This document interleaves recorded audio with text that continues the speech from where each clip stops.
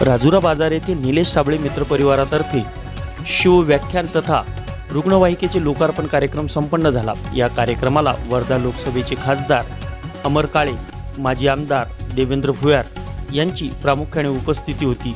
यशवंत गोसावी यांचं धगधगतं व्याख्यान आणि लोकार्पणाला यावेळी राजुरा बाजार तथा परिसरातील नागरिकांनी प्रचंड प्रमाणात गर्दी केली होती। मराठी शाळेच्या मैदानावर राजुरा बाजार येथे संपन्न झालेल्या या कार्यक्रमाला नागरिकांनी उत्स्फूर्त प्रतिसाद दिला। निलेश साबळे मित्र परिवारातर्फे आयोजित या कार्यक्रमामध्ये शिवव्याख्यान यशवंत गोसावी यांचं धगधगतं व्याख्यान आयोजित करण्यात आले। या कार्यक्रम प्रसंगी वर्धा लोकसभेचे खासदार अमर काळे तथा यशवंत गोसावी आणि या कार्यक्रमाचे मुख्य आयोजक निलेश साबळे काय म्हणाले ते बघूया। राजुरा बाजार येथे निलेश साबळे मित्र परिवारातर्फे एक शिवव्याख्यानाचा कार्यक्रम इथे आयोजित करण्यात आलेला आहे। या कार्यक्रमाला प्रमुख अतिथी म्हणून खासदार साहेब उपस्थित आहे। सर, एक सत्तेतील महत्त्वाचे कॅबिनेट मंत्री असलेले औरंगजेबाच्या कबरीसारखा विषय उकरून काढतात, परत देशाच्या पंतप्रधानाकडून इथे सौगातसारखा विषय काढण्यात येतो। कुठेतरी देशाचं वातावरण खराब करण्याचं काम होतंय असं तुम्हाला वाटतंय का?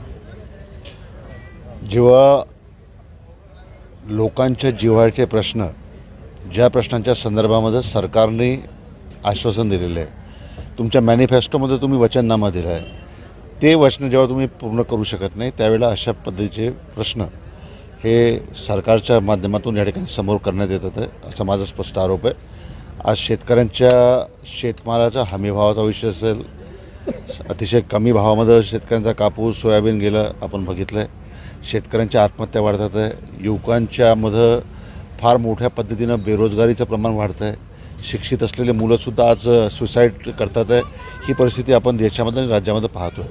खऱ्या अर्थानं महिलांच्या सुरक्षेचा प्रश्न आहे, महागाईचा प्रश्न आहे, अनेक विषय आहे। त्यामुळे खऱ्या अर्थानं हे विषय आपले जिव्हाळ्याचे विषय असले पाहिजे, परंतु या मुद्द्यांवर सरकारकडनं कुठलीच पॉझिटिव्ह स्टेप घेण्यात येत नाही आहे आणि हे मुद्दे सोडवण्यामध्ये सरकार हे टोटली फेल्युअर गेलेलं आहे, पूर्ण टोटली फेल्युअर गेले असल्यामुळं आज अशा पद्धतीच्या मुद्द्यांना पुढं करण्यामध्ये सरकार गुंतलेलं आहे असा माझा सरकारवर स्पष्ट आरोप आहे। एकीकडे निवडणुकीच्या तोंडावर लाडकी बहीणसारखी योजना आणण्यात आली आणि महाराष्ट्राला आपण कृषीप्रधान देश म्हणतो। गोसावी सरांच्या भाषणातून आज तो जो मुलांच्या किंवा शेतकऱ्याच्या आत्महत्येचा प्रश्न आला आणि नुकताच सरकारनं कर्जमाफी आम्ही करू शकत नाही, याकडे विरोधक किती आक्रमकतेने पाहिले आणि भविष्यात शेतकऱ्यांच्या बाजूने हिताच्या दृष्टीने करण्यासाठी काय आपले आक्रमक पाहिजे? माझी अपील सर्व विरोधी पक्षांना राहील की हे अतिशय गंभीर बाब आहे की जेव्हा तुम्ही मॅनिफेस्टोमध्ये जेव्हा तुम्ही वचननामा देता आणि वचननामा दिल्यानंतर तुम्ही आज सांगताय की आता आमची परिस्थिती नाही, आम्ही पाहू केव्हा करायचं आहे तेव्हा काय, म्हणजे एक पद्धतीनं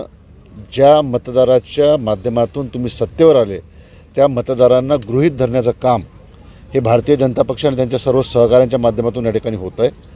त्यामुळे माझी इतकीच अपेक्षा राहील की त्यांनी जे वचनं या ठिकाणी दिलेले ते वचनं त्यानिमित्ताने ते पूर्ण केले पाहिजे।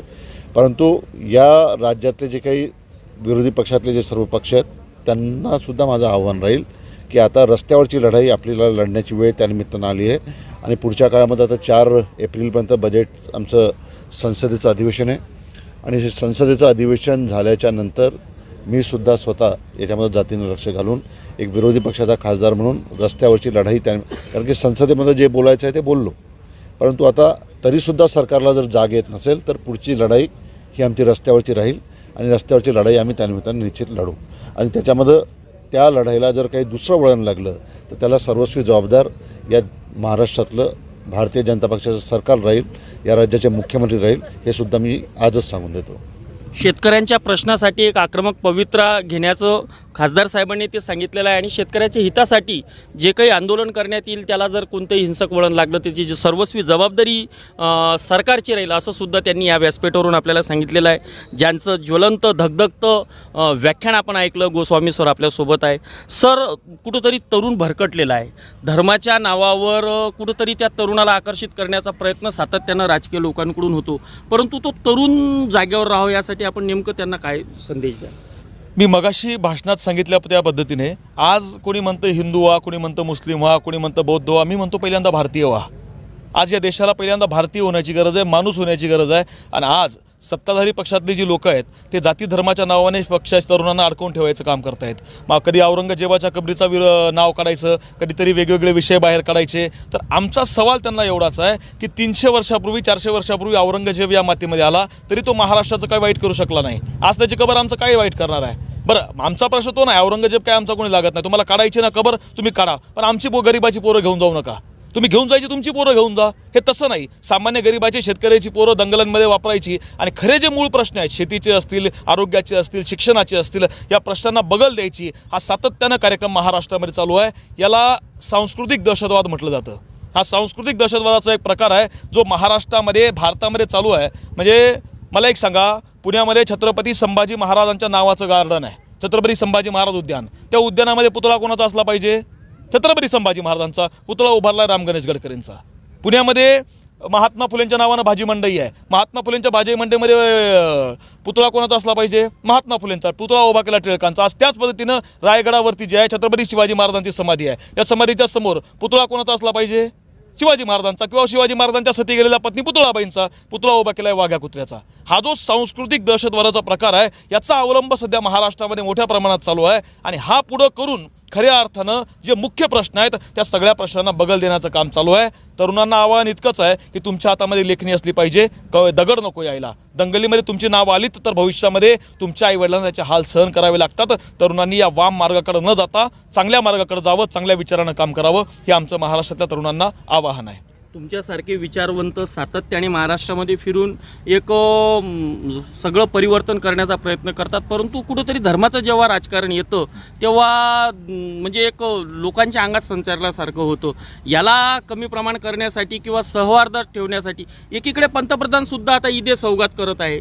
मग असे जर उपक्रम स्वतः पंतप्रधानी धर्मनिरपेक्षतेचे राबवतात, मग निवडणुकीच्याच वेळी असे मुद्दे येतात, तर नेमकं याच्यासाठी काय योजना असायला पाहिजे? सरकारकडून काय अपेक्षा? खरं तर ते खूप मोठे नेते आहेत, आम्ही त्यांच्यावर बोलू शकत नाहीत. पण मला एक वाटतं की ज्या देशात आम्ही राहतो किंवा जो देश ज्या युगपुरुषांनी उभा केला आहे त्यामध्ये सगळ्यात महत्त्वाचं नाव म्हणजे डॉक्टर बाबासाहेब आंबेडकर आहेत.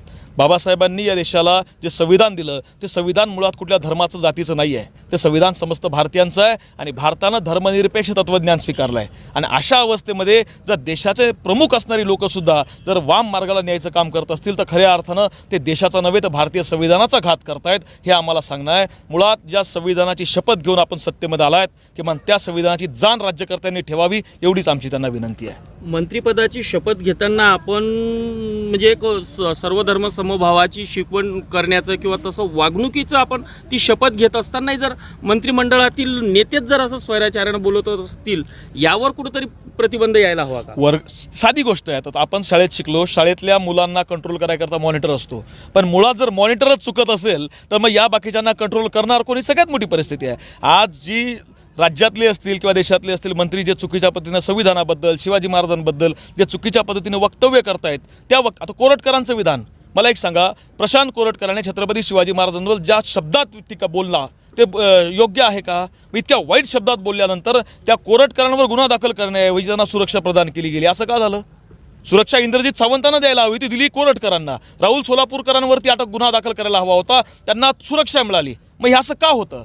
याचं चिंतन खऱ्या अर्थानं भारतीय जनतेनं आणि शिवप्रेमींना करणं आज गरजेचं आहे.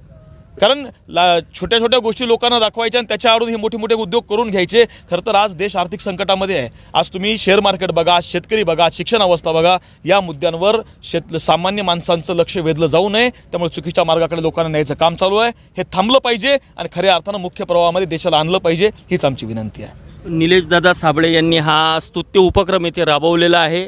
भाऊ, तुम्ही पुढं छान लोकार्पण घेतलं रुग्णवाहिकेचं, काय तुम्ही जनतेचे आभार मानाल आणि काय भावना व्यक्त कराल?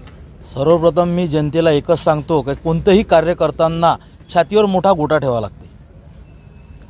कारण लोक असतेच टीका टिप्पण्या करायला. टीका केल्यावर माणूस हा काहीतरी शिकतो.